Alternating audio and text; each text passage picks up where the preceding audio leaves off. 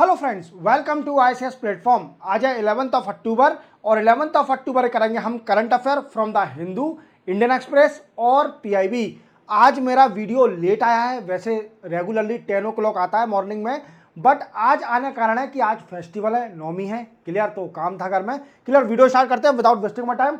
देखो, जैसे कि मेरे वीडियो की स्पेशलिटी रहती है कि मैं आपको हर वीडियो में पहले बताता हूं कि मैं पढ़ाने वाला क्या हूं आपको। क्लियर, तो आज बताऊंगा मैं आपको आसियान समिट। सर आपने कल भी बताया था ये, बट मैंने कल ये बताया था कि क्या क्या एक्सपेक्टेशन है, मोदी साहब इसमें जो गए हैं वो क्या क्या डिस्कस कर सकते हैं। बट मोदी साहब ने अनएक्सपेक्टेड कुछ पॉइंट दे दिए जिसको बोलते हैं हम 10 पॉइंट। और क्या डिस्कस किया गया, 10 पॉइंट क्या है आसियान में जो मोदी साहब ने दिए हैं, ये हम सब जानेंगे। क्लियर, देन आफ्टर हम जानेंगे महाराष्ट्र। महाराष्ट्र ने क्या किया है, डिमांड की है क्रीमी लेयर। जैसे क्रीमी लेयर के बारे में बताऊंगा आपको कि उसमें क्या है, इनकम, एनुअल इनकम एक लिमिट डिसाइड है कि इतनी इनकम होगी, अगर इससे ज़्यादा होगी या इतनी होगी तो वो क्रीमी लेयर में आएगा, वो बेनिफिट नहीं ले पाएगा ओबीसी रिजर्वेशन का। अब महाराष्ट्र ने डिमांड करी है कि इसको बढ़ाया जाए लिमिट को, जिससे बेनिफिट मिल सके और पॉपुलेशन को related to OBC category. Clear, वो भी समझेंगे अपन। देन आफ्टर सेंटर ने एक टेररिस्ट ऑर्गेनाइजेशन को, ग्रुप को बैन कर दिया है on the reason of terrorist, और ये रेडिकलाइजेशन और मोटिवेट कर रही थी यूथ को कि टेररिस्ट ग्रुप को ऐड करो और ये इस्लामिक स्टेट बनाने के लिए इंडिया में प्रयास करे, तो इंडिया में इसको बैन कर दिया। ये कब बनी और इसका नाम क्या है, हिजर उत तहरीर। हिजर उत तहरीर, इसको इंडिया में बैन कर दिया है, इस पार्टी को, वी कैन से ग्रुप को। क्लियर, देन आफ्टर हम समझेंगे 8 ग्रीनफील्ड सिटीज। क्या है दोस्तों कि जो 15 फाइनेंस कमीशन जिसके चेयरमैन थे एनके सिंह, एनके सिंह ने कुछ 2021 में एक रिकमेंडेशन दिया था कि 8,000 करोड़ रुपीस अलग हटा लीजिए to develop the 8 greenfield city. मतलब 8 नई सिटीज बनाई जाए जो कि अच्छी डेवलपमेंट हो। अब अपन डिटेल में जानेंगे क्या मैटर है। ठीक है, चलते हैं, वीडियो स्टार्ट करते हैं। देखो, सबसे पहले आसियान समिट इन लियोस। जैसे कि मैंने आपको प्रीवियस लेक्चर में बताया था कि हमारे मोदी साहब लियोस गए हुए हैं। लियोस क्यों गए हैं, क्योंकि वहां पर 21st आसियान समिट चल रही है। क्लियर, और इसी के साथ 19th ईस्ट एशिया समिट भी चल रही है।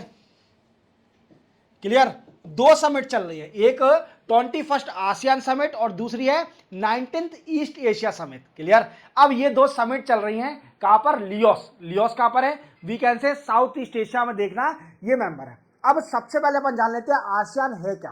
तो दोस्तों ये है एक रीजनल ग्रुप। क्या है दोस्तों, साउथ ईस्ट एशियन कंट्री का एक रीजनल ग्रुप है जो कि सेटअप हुआ था, सेटअप इन 1967। कब सेटअप हुआ था, 1967 में आसियान ग्रुप सेटअप हुआ था। इसमें 10 मेंबर हैं। 10 कौन कौन से, Myanmar, Thailand, cambogia, Singapore, Indonesia, Leos, Vietnam, Malaysia, Philippines और ब्रूनी। ये 10 मेंबर हैं इसके आसियान कंट्री के। तो सर हमारे मोदी साहब क्यों गए हैं, मोदी साहब जब हमारी इंडिया इसका मेंबर नहीं है तो हमारे मोदी साहब क्यों गए हैं आसियान की समिट में। तो इसका कारण है दोस्तों, इसका कारण ये है, ये इसलिए गए हैं क्योंकि हमारे इंडिया और आसियान के कई सारे एग्रीमेंट हैं, कंप्रेहेंसिव स्ट्रेटेजिक पार्टनरशिप एग्रीमेंट है हमारा, इसको रिव्यू करने के लिए गए हैं। क्या गए हैं, रिव्यू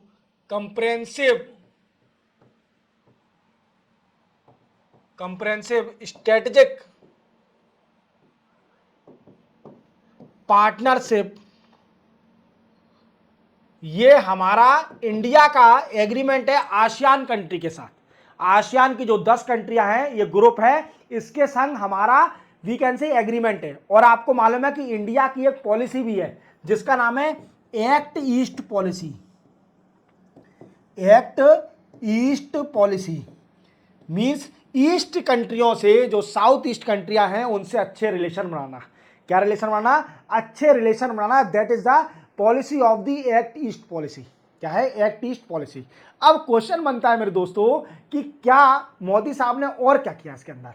देखो, आप जानते हो कि जापान के अभी नए पीएम बने हैं, जापान के अभी नए पीएम बने हैं और 1 अक्टूबर से इनने अपना पीएमशिप वी कैन से टेन्योर संभाला है। और ये क्या नाम है, तो इनका नाम है वी कैन से शिगुरु इशिबा शिगुरु इशिबा इनका नाम है। क्लियर, देख लेना। और शिगुरु इशिबा इनका नाम है, ये नए पीएम बने जापान के। अब मोदी साहब ने इनसे भी मुलाकात करी और मोदी साहब ने कई सारे एग्रीमेंट साइन किए इनके साथ मिलके, जैसे कॉपरेशन ऑन, और आप जानते हो जापान कंट्री हमारी बड़ी अच्छी फ्रेंड है, कॉपरेशन ऑन इंफ्रास्ट्रक्चर,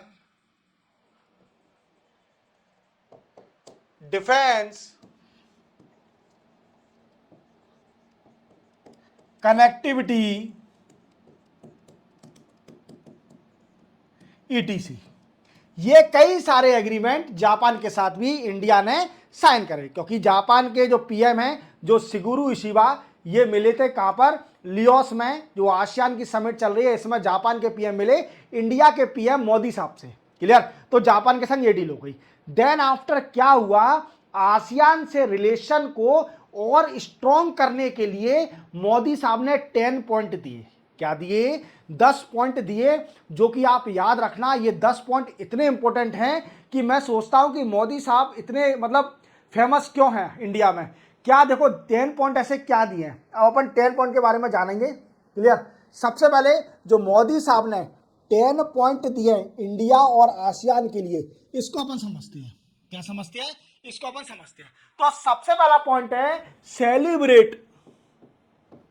क्या दोस्तों, celebrate 2025 as India ASEAN we can say for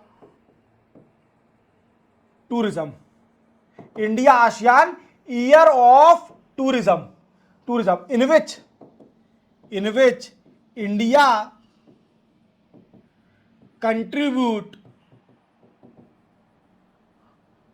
$5 million, we can say $5 million India contribute करेगी। कितना कंट्रीब्यूट करेगी, $5 मिलियन। इसमें 2025 जो ईयर बनाया जाएगा इंडिया और आसियान ईयर फॉर 2000 टूरिज्म के लिए, इसमें इंडिया कंट्रीब्यूट करेगी $5 million.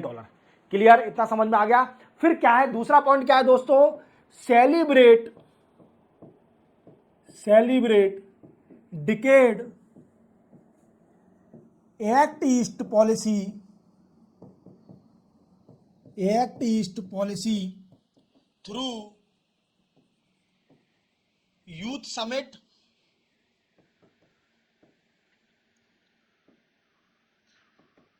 We can say culture festival,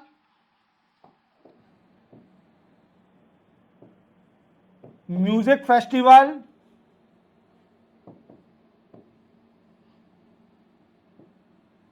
and startup festival.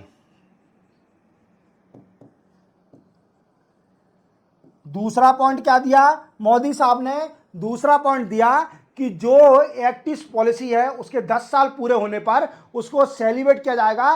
कैसे, यूथ समिट करी जाएगी, फिर आफ्टर इसके बाद म्यूजिक फेस्टिवल बनाया जाएगा, कल्चर फेस्टिवल बनाया जाएगा, स्टार्टअप फेस्टिवल सेलिब्रेट किया जाएगा। समझ में आ गए, 2 पॉइंट क्लियर हो गए। तीसरे पॉइंट पर चलते हैं। तीसरा पॉइंट क्या बोला मोदी साहब ने, थर्ड पॉइंट, पूरे 10 पॉइंट बताऊंगा बेटा 10। तीसरा बोला कि organised India ASEAN women scientist conclave through India ASEAN science and technology development fund. तीसरा पॉइंट क्या बोला, तीसरा पॉइंट बोला गया कि ऑर्गेनाइज करी जाएगी इंडिया और आसियान की वुमेन साइंटिस्ट कॉन्क्लेव, किसके जरिए, India ASEAN development fund, India ASEAN science and technology development fund. This is the third point. Fourth point क्या है, फोर्थ पॉइंट है provide more scholarship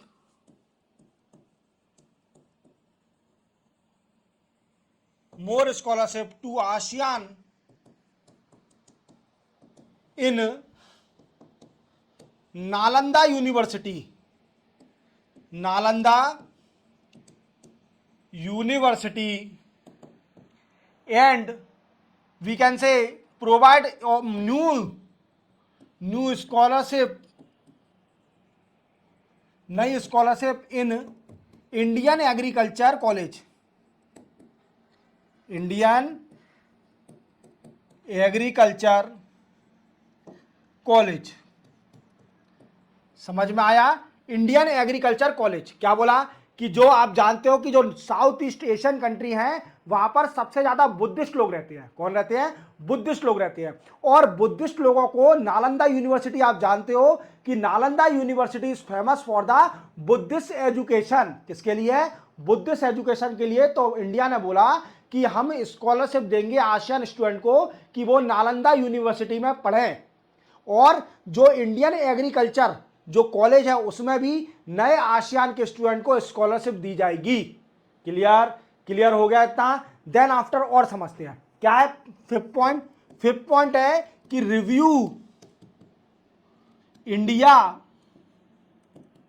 ASEAN trade in goods by 2025। पांचवा point क्या है कि 2025 तक वी कैन से India और आसियान का जो ट्रेड हो रहा है गुड्स पर, उस पर रिव्यू किया जाएगा। वी कैन से रिव्यू किया जाएगा, जिससे क्या है कि इंडिया और आसियान का ट्रेड और एनहांस हो जाए। क्या हो जाए? और एनहांस हो जाए। क्लियर? देन आफ्टर और समझते हैं। सिक्स पॉइंट क्या दिया? सिक्स पॉइंट ये है कि डिजास्टर रीसाइलेंस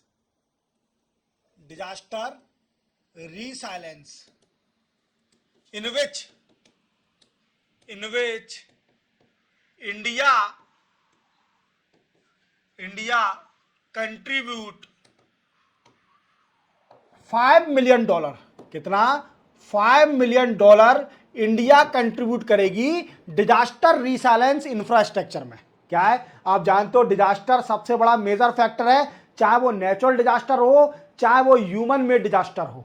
डिजास्टर एक बड़ा ही मेजर फैक्टर बन गया है हर कंट्री की हर्डल, जो कि डेवलपमेंट में हर्डल क्रिएट करता है। तो इसके लिए इंडिया ने बोला कि हम कोऑपरेट करेंगे डिजास्टर रीसाइलेंस में, कि दोनों कंट्रियां, और इंडिया ने कंट्रीब्यूट करने का बोला कि हम $5 मिलियन भी इसमें कंट्रीब्यूट करेंगे। 6 पॉइंट ये बोला। नेक्स्ट पॉइंट 7 पॉइंट बोला कि साइबर सिक्योरिटी से रिलेटेड बोला गया। किससे बोला गया? साइबर सिक्योरिटी से रिलेटेड बोला गया। 7 point. Clear? Then after 8 point क्या बोला गया कि एक पेड़, जैसे आप जानते हो कि हमारे इंडिया में एक प्रोग्राम चल रहा है, एक पेड़ मां के नाम। एक पेड़ मां के नाम, जो हमारी मां होती है और जननी होती है, मां के नाम हम अगर एक पेड़ लगाते हैं तो कितनी सारी मां के नाम पर पेड़ लग जाएंगे।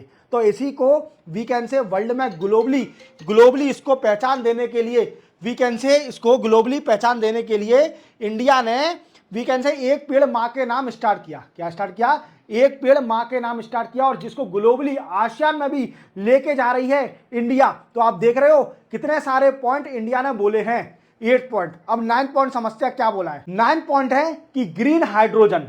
क्या है 9? Green hydrogen.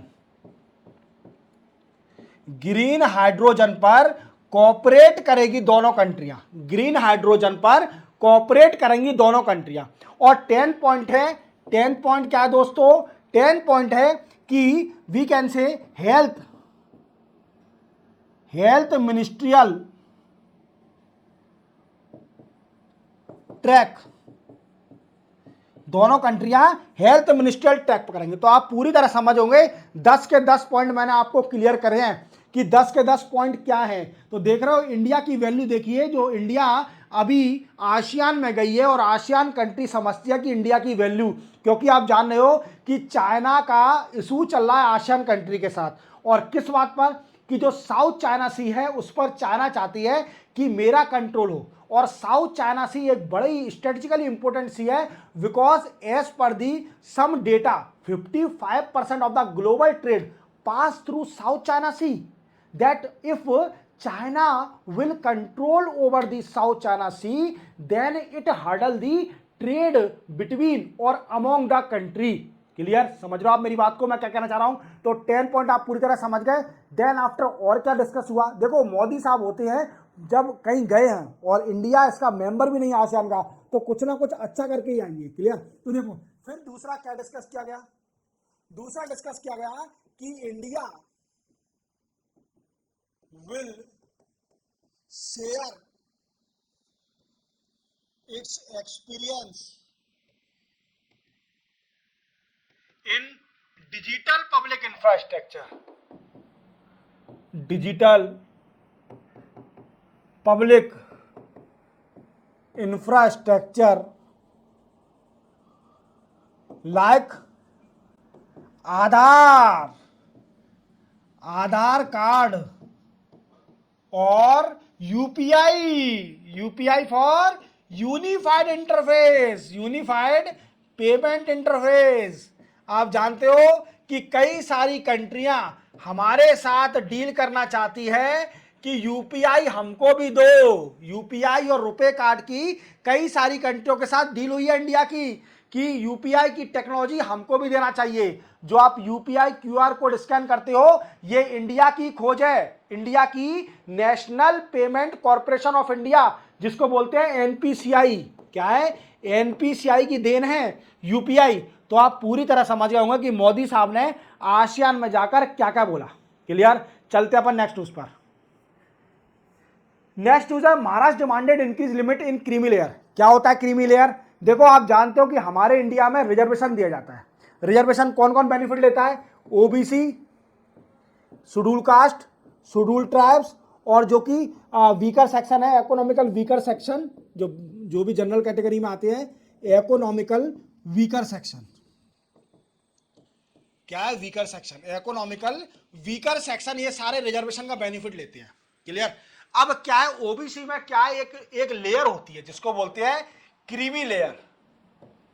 क्या है? ओबीसी के अंदर भी कुछ लोग बाग बड़े पैसे वाले हैं। क्या है? कुछ लोग बाग क्रीमी लेयर में भी, क्रीमी लेयर में आते हैं, मींस एफ्लुएंट है, उनको रिजर्वेशन की जरूरत नहीं है। क्लियर? तो क्या है कि ये क्रीमी लेयर में एक लिमिट है, कि क्या लिमिट है कि अगर कोई भी पर्सन की 8 लाख और मोर इनकम होगी, उसके फादर की, फैमिली की एनुअली, तो वो क्रीमी लेयर में आएगा और वो रिजर्वेशन का बेनिफिट नहीं ले पाएगा। क्या नहीं ले पाएगा? रिजर्वेशन का बेनिफिट नहीं ले पाएगा। और इसी को देखते हुए महाराष्ट्र गवर्नमेंट ने डिमांड करी है कि इसकी लिमिट को बढ़ा दिया जाए। क्या कर दिया जाए? इसकी लिमिट को बढ़ा दिया जाए। जो 8 लाख है इसको कर दिया जाए 15 लाख, 15 लाख कर दिया जाए, जिससे और ओबीसी के लोग जो क्रीमी लेयर में आ रहे थे वो बाहर हो जाए और रिजर्वेशन का बेनिफिट ले सके। क्या कर सके? रिजर्वेशन का बेनिफिट ले सके। तो Maharashtra government has demanded to increase the creamy layer limit from 8 lakh to 15 lakh, that enhance the coverage of more OBC population under reservation. तो आप समझ गए होंगे कि महाराष्ट्र गवर्नमेंट ऐसी डिमांड क्यों कर रही है, क्योंकि महाराष्ट्र में इलेक्शन आने वाले हैं और महाराष्ट्र गवर्नमेंट इसलिए डिमांड कर रही है कि जिससे और ओबीसी का वोटिंग शेयर बढ़ सके, और ओबीसी का वोटिंग शेयर बढ़ सके। पर वो अपन को मेंशन करके नहीं आना है, हमें तो ये मेंशन करके आना है कि Maharashtra government has demanded from the centre to increase the OBC creamy layer limit from 8 lakh to 15 lakh to enhance the we can say reservation coverage to other OBC population as well as. Clear? तो आप पूरी तरह समझ गए होंगे क्या है ये ओबीसी का मामला। तो सिंपल सी थी न्यूज। अब सेंटर ने क्या किया है, एक ऑर्गेनाइजेशन है, एक ग्रुप है जिसका नाम है हिजुर उत तहरीर। देखो नाम भी ऐसा ही है, HUT बोल लो शॉर्ट में। HUT एक ग्रुप है। इसने सेंट्रल गवर्नमेंट ने we can say ministry of home affair ने इसको बैन कर दिया है। इसको बैन कर दिया है किसको? हिजुर उत तहरीर, मतलब HUT ये की टेररिस्ट ग्रुप घोषित कर दिया है। इसको क्या कर दिया है? टेररिस्ट घोषित कर दिया है, टेररिस्ट ग्रुप बना दिया है। अब क्यों बनाया टेररिस्ट ग्रुप? देखो दोस्तों, ये क्या है, ये 1953 में बनी थी, एक ग्रुप बना था हिजुर व तहरीर, ये बना था ग्रुप 1953 में, और ये जेरूसलम में बना था, जेरूसलम। और ये कहां पर है? इसराइल में। आप जानते हो इसराइल में ये ग्रुप बना था, और इसी ने बैन कर दिया है, इंडिया ने इसको ग्रुप को। अब बैन क्यों किया है? क्योंकि ये टेररिस्ट ऑर्गेनाइजेशन थी। ये क्या करती थी? ये इंडिया में इस्लामिक ग्रुप है, ये इस्लामिक ग्रुप है, और इसकी एक आइडियोलॉजी है। क्या आइडियोलॉजी है? कि इस्लामिक स्टेट बनाना,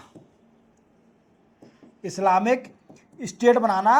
ठीक है, इंडिया में भी ये यही चीज फॉलो कर रही थी कि इस्लामिक स्टेट बनाई जाए, इंडिया को भी इस्लामिक स्टेट बनाई जाए, इस्लामिक कंट्री बनाई जाए, और ये गवर्नमेंट से भी लड़ती थी। इसका काम क्या है? ठीक है, तो ये टेररिस्ट ऑर्गेनाइजेशन घोषित कर दिया है under under unlawful activity prevention act. किसके अंदर? उपा के अंदर इसको टेररिस्ट ऑर्गेनाइजेशन घोषित कर दिया है। और इसका क्या काम करती थी? ये रेडिकलाइजेशन फैला रही थी, रेडिकलाइजेशन, और इसी के साथ ये मोटिवेट कर रही थी, motivate youth to join terrorist group like ISIS। Clear? ये क्या कर रही थी? इंडिया में यूथ को मोटिवेट कर रही थी कि ये ISIS को ज्वाइन कर ले और इंडिया को इस्लामिक स्टेट बनाई जाए। क्योंकि इसकी आइडियोलॉजी है कि इसकी एक ही आइडियोलॉजी है कि इस्लामिक स्टेट बनाना, जिस भी कंट्री में ये ऑर्गेनाइजेशन होगी। क्लियर? तो इस ऑर्गेनाइजेशन को इंडिया ने बैन कर दिया है। अमित शाह जी जो कि home minister, ministry of home affair ने इसको बैन कर दिया और टेररिस्ट ऑर्गेनाइजेशन घोषित कर दिया under unlawful activity prevention act. याद रखोगे? तो इस ऑर्गेनाइजेशन का याद रखना, आपको इंटरनल और एक्सटर्नल सिक्योरिटी में ये मेंशन करने में काम में आ सकती है। क्लियर? चलते हैं अपन नेक्स्ट क्वेश्चन पर। नेक्स्ट है फाइनेंस कमीशन। जैसे आप जानते हो कि इंडिया में एक फाइनेंस कमीशन है, फाइनेंस कमीशन, और 5 साल के लिए ये फाइनेंस कमीशन, हर 5 साल में ये सेटअप होता है। ऐसे ही एक फाइनेंस कमीशन था 15 फाइनेंस कमीशन, 15 फाइनेंस कमीशन, जिसके चेयरमैन थे, चेयरमैन कौन थे दोस्तों? एन के सिंह। कौन थे? एन के सिंह, जिसके चेयरमैन थे 15 finance commission.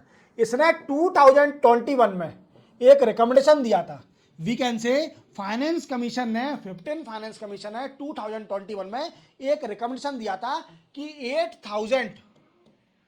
8,000 crore rupees allocate किया जाए for green field setup, green field cities, green field cities बनाने के लिए 8,000 करोड़ रुपए अलोकेट किए जाए। तो क्या है, मैं आपको फिर से बता देता हूं कि 15th फाइनेंस कमीशन ने, जो कि एन के सिंह चेयरमैन थे, 2021 में एक रिकमेंडेशन दिया 2021 में कि कम से कम 8 ग्रीन फील्ड सिटीज सेटअप होना चाहिए इंडिया के अंदर। और ग्रीन फील्ड क्या होता है? जब कोई नई सिटी सेटअप करी जाती है विद बेटर इंफ्रास्ट्रक्चर, तो उसको बोलते हैं ग्रीन फील्ड सिटी। अब ऐसी जरूरत क्यों पड़ रही थी? और इसने रिकमेंडेशन दिया कि 8,000 करोड़ रुपीस अलोकेट अलग कर दिया जाए to set up the 8 green field cities. Clear? अब इसकी जरूरत क्यों पड़ रही थी?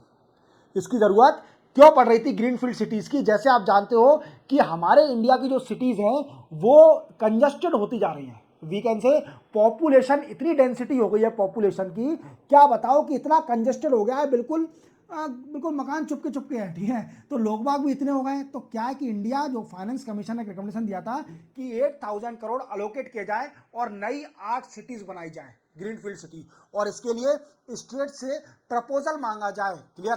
क्या मांगा जाए?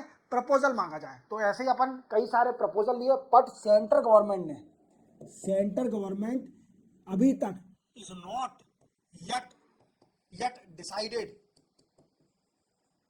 क्या है कि सेंटर ने अभी तक डिसाइड नहीं करी है, और इसका लैप्स भी होने वाला है 8,000 करोड़ रुपीस। ये लैप्स हो जाएगा 31 मार्च 2026 तक। कब तक लैप्स हो जाएगा? ये फंड भी लैप्स हो जाएगा कब तक? 31 मार्च 2026 तक ये लैप्स भी हो जाएगा। क्या हो जाएगा? लैप्स भी हो जाएगा। तो कई सारे स्टेट ने प्रपोजल दिए, 28 प्रपोजल भी आए सेंटर के पास, जिसमें कई सारी सिटीज को नई सिटीज बनाने के प्रपोजल आए। अब अपन जान लेते हैं कौन कौन सी सिटीज के प्रपोजल आए। तो देखो, सबसे पहला आया कहां से? आंध्र प्रदेश से आया। और कौन सी सिटी? कोपा, कोपात्री, कौन सी? कोपात्री, ऐसा कुछ सिटीज का नाम है कोपात्री। देन आफ्टर हरियाणा से आया, हरियाणा से कौन सा? गुरुग्राम, गुरुग्राम को डेवलप करना। देन आफ्टर गुजरात से प्रपोजल आया, कुछ सिटीज के प्रपोजल बता रहा हूं। गुजरात से प्रपोजल आया, we can say smart gift city, gift cities को एक्सपांस करना, gift city. Then after we can say UP से आया अयोध्या सिटी, अयोध्या सिटीज। तो इसको ग्रीन फील्ड सिटीज बनाने के लिए, बट सेंटर ने अभी तक डिसाइड नहीं किया है कि कौन सी सिटीज ग्रीन फील्ड सिटी बनेगी। तो इसको डिसाइड करना है, जब तक लैप्स ना हो जाए। 8000 करोड़ जो अलोकेट कर रहे हैं फाइनेंस कमीशन ने, 15 फाइनेंस कमीशन है 2021 में, कि डेवलप करी जाए 8 ग्रीन फील्ड सिटीज। क्लियर? तो इसी के साथ 11 अक्टूबर के करंट अफेयर कंप्लीट होते हैं। चैनल को सब्सक्राइब और बेल आइकन प्रेस करना ना भूलना। मिलते हैं हम कल नए करंट अफेयर के साथ, तब तक के लिए जय हिंद।